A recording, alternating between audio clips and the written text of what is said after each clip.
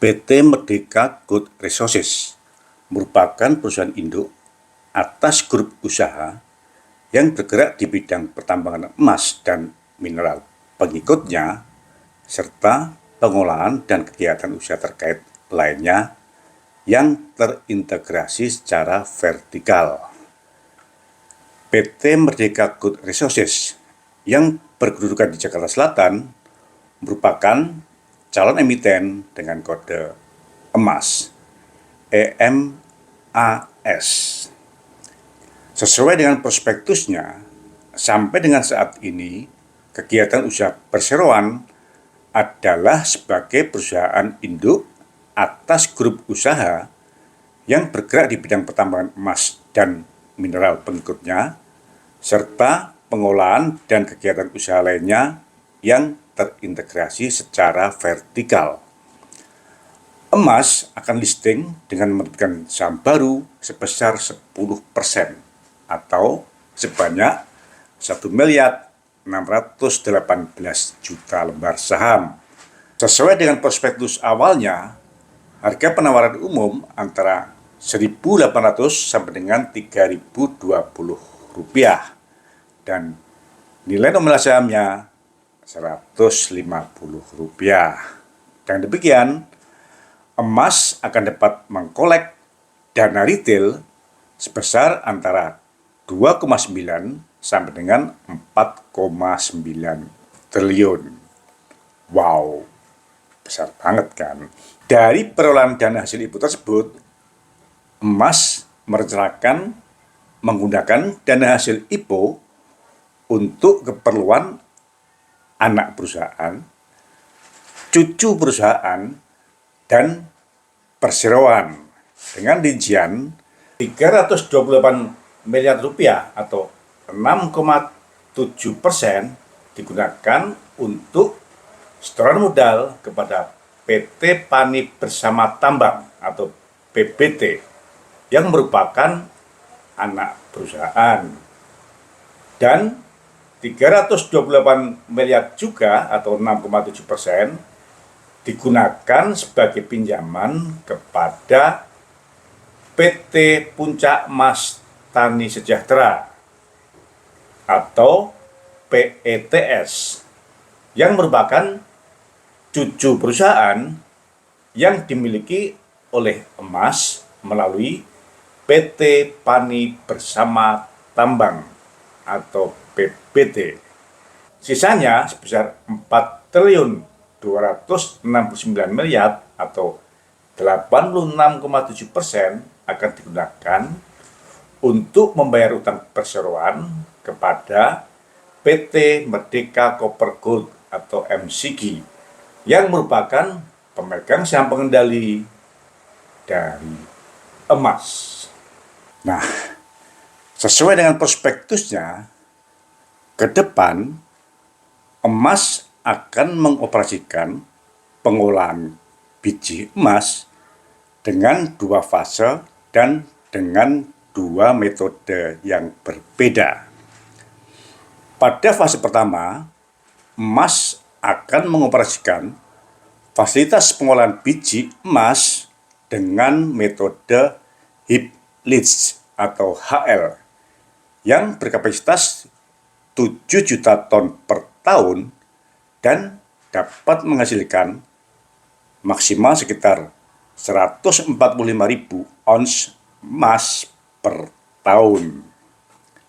Dan pada fase kedua, pemrosesan biji emas akan dikembangkan dengan menggunakan metode sirkuit karbon pemulihan emas atau carbon in leach CIL dengan kapasitas awal sebesar 7,5 dan akan berkembang sampai dengan menjadi 12 juta ton per tahun dengan perkiraan hasil produksi maksimal dari fasilitas CIL sebesar 355.000 ons emas per tahun atau sebesar 240% dari metode heap leach atau HL. Fasilitas pengolahan dengan metode heap leach dijadwalkan akan mulai beroperasi pada bulan Desember tahun 2025. Sedangkan fasilitas pengolahan dengan metode CIL dijadwalkan akan beroperasi secara bertahap mulai pada tahun 2029 dan 2032. Sampai dengan bulan Juli tahun 2025, pembangunan infrastruktur tambang oleh PT Puncak Mas Tani Sejahtera atau PETS dan pembangunan fasilitas pengolahan dengan metode heap leach oleh PT Padi Bersama Tambang atau PBT masing-masing telah mencapai progres sebesar 50% dan 67%. Dengan demikian, sampai saat ini gambaran proses penambangan emas, rangkaian proses produksi emas, mulai dari bongkahan tanah sampai dengan butiran emas oleh PT Merdeka Gold Resources, calon emiten dengan kode emas, baru sebatas omon-omon doang. Jadi, dengan kondisi di atas, apakah IPO PT Merdeka Gold Resources, calon emiten dengan kode emas, tidak cukup untuk menunjukkan ketololan OJK yang telah menyetujui emas untuk IPO? Selamat datang di Investor Level C. Kami coba sharing aspek fundamental dari sisi yang berbeda dan dengan cara yang beda agar teman-teman bisa tetap tidur tenang meskipun banyak badai di bursa. Tonton sampai habis ya. Semangat sehat teman-teman investor level C, investor yang fokus pada karakter pemegang saham pengendali. Ada kabar baik apa hari ini? Berikut catatan saya untuk teman-teman yang akan mengikuti IPO PT Merdeka Gold Resources, calon emiten dengan kode emas, yang menurut saya merupakan bukti ketololan dari OJK yang telah menyetujui untuk IPO. Mengapa? Yang pertama dan yang utama, sesuai dengan ketentuan OJK, syarat IPO untuk emiten papan utama adalah perseroan telah melalui masa operasional dengan membukukan pendapatan usaha lebih dari atau sama dengan 36 bulan. Nah, terkait dengan misi OJK untuk mengatur, mengawasi, dan melindungi investor retail dengan deskripsi usaha emas sesuai dengan prospektusnya, yaitu perusahaan induk atas grup usaha yang bergerak di bidang pertambangan emas dan mineral pengikutnya, serta pengolahan dan kegiatan usaha lainnya yang terintegrasi secara vertikal, maka seharusnya operasional yang dimaksud di atas adalah operasional perseroan dalam menjalankan usaha tambang emas. Mestinya mulai dari proses penambangan, proses pengolahan biji emas, sampai dengan menghasilkan butiran-butiran emas. Namun, sesuai dengan laporan keuangannya, sampai saat ini perseroan sama sekali belum melakukan proses penambangan sampai menghasilkan emas. Sesuai dengan prospektusnya, sampai saat ini pendapatan perseroan hanya diperoleh dari penyewaan alat-alat berat. Gendengnya 100% penyewa alat-alat berat tersebut adalah cucu perusahaan sendiri, yaitu PT Puncak Mas Tani Sejahtera atau PETS. 99,87% saham PT Puncak Mas Tani Sejahtera dimiliki oleh perseroan melalui anak perusahaan atas nama PT Pani Bersama Tambang atau PBT yang 99,99% sahamnya dimiliki oleh perseroan. Dengan demikian, menurut saya, perseroan akan dapat dengan mudah melakukan pengaturan atas omset dan tingkat keuntungan sesuai dengan keinginan perseroan. Mengingat 100% pendapatan perseroan berasal dari PT Puncak Mas Tani Sejahtera yang merupakan cucu perusahaan perseroan sendiri. Apakah OJK terlalu tolol sehingga tidak dapat melihat hal ini dan menyetujui emas untuk dapat IPO?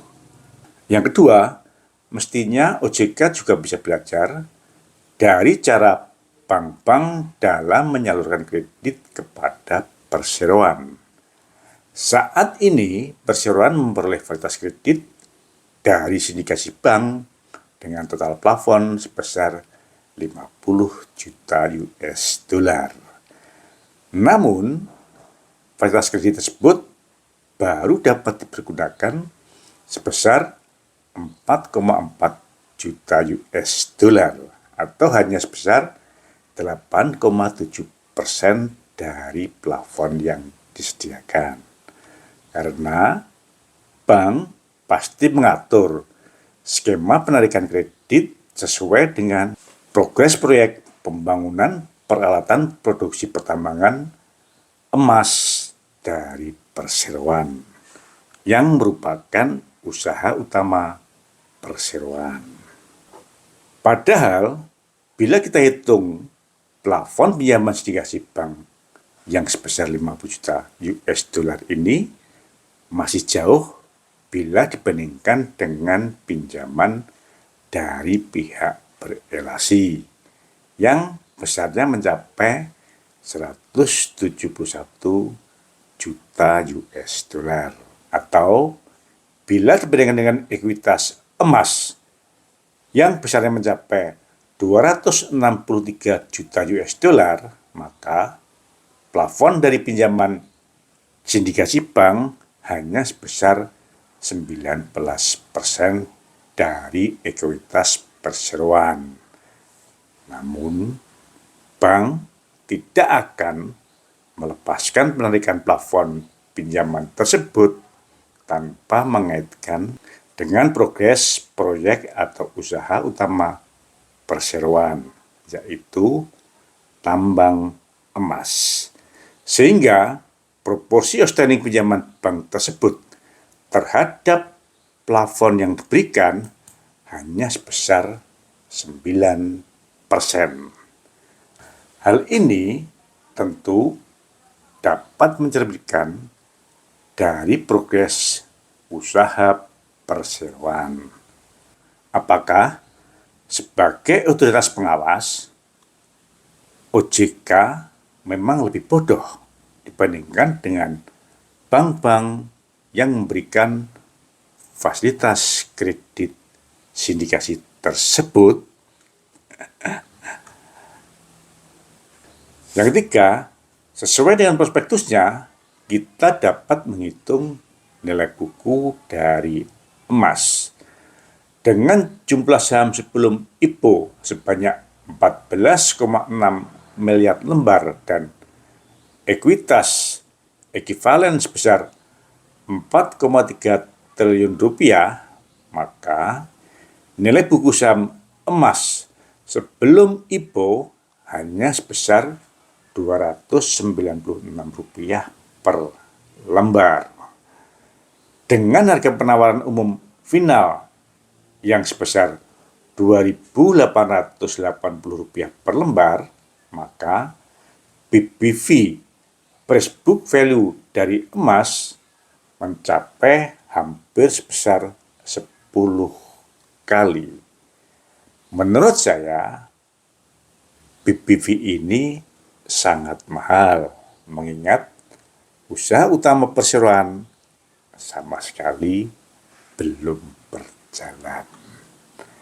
Bila kita bandingkan price book value dan rasio pendapatan dibandingkan dengan aset perseroan terhadap pesaing-pesaingnya, maka akan terdapatkan data yang sangat jomplang, di mana pendapatan dibanding dengan aset dari industri sejenis mencapai 30% per tahun. Sedangkan saat ini pendapatan perseroan dibandingkan dengan aset perseroan hanya 0, sekian persen. Rata-rata price book value dari pesaing hanya di bawah 5 kali. Sedangkan price book value dari perseroan hampir mencapai 10 kali. Padahal usaha inti perseroan, yaitu penambangan emas, belum berjalan. Dan yang keempat, dari penentuan rentang harga penawaran umum yang antara Rp1.800 sampai dengan Rp3.020 per lembar, menurut saya terlalu lebar. Selisihnya mencapai 68%. Dan hal ini menurut saya menunjukkan keraguan perseroan dalam menentukan harga penawaran umum. Jadi, dengan 4 catatan di atas, agar tidak menjadi korban ketololan dari OJK dalam menyeleksi emiten yang listing, saya akan melupakan IPO dari PT Merdeka Gold Resources, calon emiten dengan kode emas. Menurut teman-teman bagaimana? Kasih komen ya. Semangat sehat. Terima kasih telah menonton. Jangan lupa kasih komen agar channel Investor Level C selalu lebih berkualitas. Dan jangan lupa sharing agar teman-teman lainnya bisa mendapatkan manfaat dari channel Investor Level C. Terima kasih.